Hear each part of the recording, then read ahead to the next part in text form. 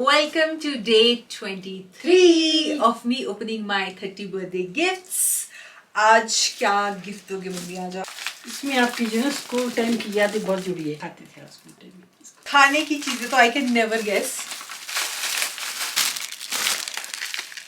चीजी याद आई। Oh my God.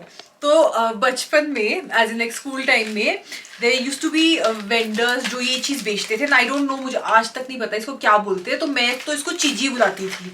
Mummy आपको याद था? ये तो मुझे भी याद नहीं था. Oh my goodness, let me show you guys.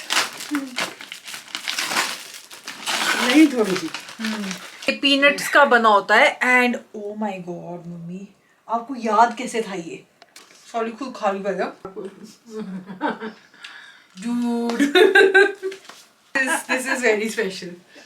Come back tomorrow for day 24.